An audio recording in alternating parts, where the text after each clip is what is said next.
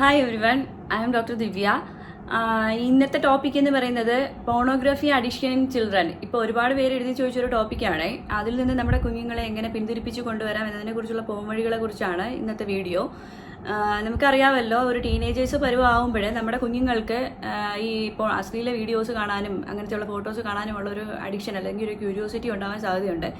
അത് നിങ്ങളുടെ ശ്രദ്ധയിൽ പെട്ട് കഴിഞ്ഞാൽ അങ്ങനെ ഒരു പോണോഗ്രാഫി വീഡിയോയോ ഒരു ഫോട്ടോയോ നിങ്ങളുടെ കുഞ്ഞുങ്ങളുടെ മൊബൈലിലോ അല്ലെങ്കിൽ ടാബിലോ ഒക്കെ കാണുന്നെന്ന് മനസ്സിലാക്കി കഴിഞ്ഞാൽ കുറച്ച് സ്റ്റെപ്സ് എടുത്ത് നമ്മൾ അതിൽ നിന്ന് കുഞ്ഞുങ്ങളെ പിന്തിരിപ്പിച്ച് കൊണ്ടുപോകാനുള്ള വഴികളാണ് നോക്കേണ്ടത്. അതിനുള്ള കുറച്ച് പോംവഴികൾ ഞാൻ പറഞ്ഞുതരാം.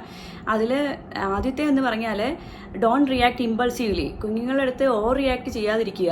അവരെ ഭീഷണിപ്പെടുത്തിയിട്ട് നീ എന്തിനാണ് അത് കണ്ടത്, അത് കണ്ടതിൽ ഭയങ്കര മോശം ഒരു കാര്യമായി പോയി എന്ന് പറഞ്ഞ് അവരെ ഒരു താഴ്ത്തിക്കെട്ടിയ ഒരു സംസാരത്തിനൊന്നും പോവാതിരിക്കുക. രണ്ട്, നിങ്ങൾ മനസ്സിലാക്കേണ്ട ഒരു കാര്യം, ഇറ്റ്സ് ക്വൈറ്റ് നാച്ചുറൽ. ഒരു ടീനേജേഴ്സ് പരുവമാകുമ്പോൾ കുഞ്ഞുങ്ങളിലുണ്ടാകുന്ന ശാരീരികവും വൈകാരികവുമായിട്ടുള്ള മാറ്റങ്ങൾ കൊണ്ടാണ്, കുഞ്ഞുങ്ങൾക്ക് അറിയാനുള്ള ക്യൂരിയോസിറ്റി കൊണ്ടാണ് കുഞ്ഞുങ്ങൾ ഇങ്ങനെയുള്ള വീഡിയോസിലേക്കൊക്കെ ചെന്ന് പെട്ടുപോകുന്നതെന്നും അതിൽ നിന്ന് അവരെ പിന്തിരിപ്പിച്ചു കൊണ്ട് വരേണ്ടത് നമ്മുടെ കടമയാണെന്നും പാരൻസ് മനസ്സിലാക്കുക. വേറൊന്നും മനസ്സിലാക്കേണ്ടത്, നമ്മളും ഈ പ്രായം, ഈ കാലഘട്ടങ്ങൾ കഴിഞ്ഞിട്ടാണ് നമ്മളും ഇങ്ങോട്ട് വന്നത്. അതുകൊണ്ട് റിയാക്ട് ചെയ്യാതിരിക്കുക. പിന്നെ make them clear that it is not okay to continue with pornography videos because അത് ഹെൽത്തി സെക്ഷുവാലിറ്റിയുടെ ഭാഗമല്ലെന്ന് കുഞ്ഞുങ്ങളെ പറഞ്ഞ് മനസ്സിലാക്കുക. അടുത്തതായിട്ട് നമ്മൾ മനസ്സിലാക്കേണ്ടതെന്ന് വെച്ചാൽ make it as a teachable moment. ഇത് നമ്മുടെ കുഞ്ഞുങ്ങളെ പറഞ്ഞ് മനസ്സിലാക്കാൻ നമുക്ക് കിട്ടിയ ഒരു നല്ലൊരു ടീച്ചബിൾ മൊമെന്റ് ആക്കി മാറ്റുക. It is a best moment to teach our kids about the defects of the pornography. Pornography videos കാണുന്നതിലെ ഡിഫക്ട്സിനെ കുറിച്ചും അത് കണ്ടു കഴിഞ്ഞാലുള്ള കോൺസിക്വൻസസിനെ കുറിച്ചുമുള്ള ഒരു അവയർനെസ് നമ്മുടെ കുഞ്ഞുങ്ങളെ അവയർനെസ് കൊടുക്കാനുള്ള ഒരു ടൈം ആക്കി ഇതിനെ മാറ്റിയെടുക്കാൻ ശ്രമിക്കുക. പിന്നെ എൻകറേജ് ദം വിത്ത് ഫോളോ അപ്പ് ക്വസ്റ്റ്യൻസ്. നമ്മൾ ഈ കാര്യങ്ങൾ പറഞ്ഞ് മനസ്സിലാക്കുമ്പോൾ അവർക്ക് അവരുടേതായ പ്രായത്തിൽ ഒത്തിരി ക്വസ്റ്റ്യൻസ്, അത് എന്തുകൊണ്ടാണ്, അത് ചെയ്താൽ എങ്ങനെയാവും, എന്താവും എന്നുള്ള ഫോളോ അപ്പ് ക്വസ്റ്റ്യൻസ് കുഞ്ഞുങ്ങൾ ചോദിച്ചുകൊണ്ടിരിക്കും. അതിന് നമ്മൾ ആൻസർ ചെയ്യാൻ വില്ലിങ് ആയിരിക്കണം. പിന്നെ നമ്മുടെ പാരൻസ് ചെയ്യേണ്ട വേറൊരു കാര്യം എന്ന് പറഞ്ഞാൽ, ഈ പ്രായത്തിൽ കുഞ്ഞുങ്ങൾക്ക് സ്വകാര്യത അനുഭവിച്ച് കൊടുക്കാതിരിക്കുക. നമ്മുടെ ഈ കോവിഡ് ടൈമിലാണ് കുഞ്ഞുങ്ങളെ മൊബൈൽ ഒത്തിരി ഉപയോഗിച്ച് തുടങ്ങിയത്. അപ്പോൾ പാരൻസും അവരുടെ തിരക്ക് കാരണം, വർക്കിംഗ് പാരൻസ് ആണെങ്കിൽ അവരുടെ തിരക്ക് കാരണം കുഞ്ഞുങ്ങളെ മൊബൈൽ ഏൽപ്പിച്ചിട്ടൊക്കെ പോകാറുണ്ട്.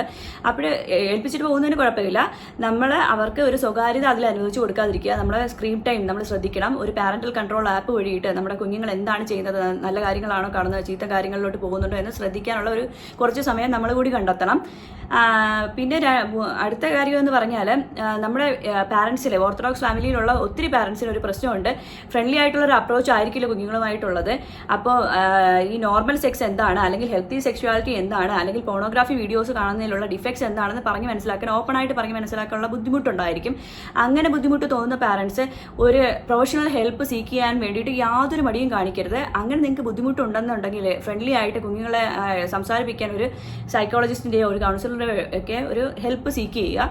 എന്നിട്ട് കുഞ്ഞുങ്ങളെ അതിൻ്റെ ഡിഫക്ട്സ് പറഞ്ഞ് മനസ്സിലാക്കുക.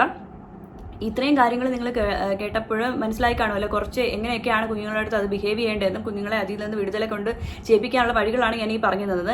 നിങ്ങളിതൊന്ന് ട്രൈ ചെയ്ത് നോക്കൂ. നിങ്ങൾക്ക് എന്തെങ്കിലും പ്രൊഫഷണൽ ഹെൽപ്പ് അതിൽ ആവശ്യമുണ്ടെന്നുണ്ടെങ്കിൽ ഞാൻ ഉൾപ്പെടെയുള്ള എക്സ്പെർട്ടൈസ് ആയിട്ടുള്ള ആൾക്കാർ, സൈക്കോളജിസ്റ്റുകൾ വേറെയുണ്ട്. ഞാൻ എൻ്റെ കോൺടാക്ട് നമ്പർ ഇവിടെ തരാം. എന്തെങ്കിലും നിങ്ങൾക്ക് അങ്ങനെ ഒരു ബുദ്ധിമുട്ടുണ്ടെന്നുണ്ടെങ്കിൽ നമ്മുടെ പ്രൊഫഷണൽ ഹെൽപ്പ് സീക്ക് ചെയ്യുക. താങ്ക്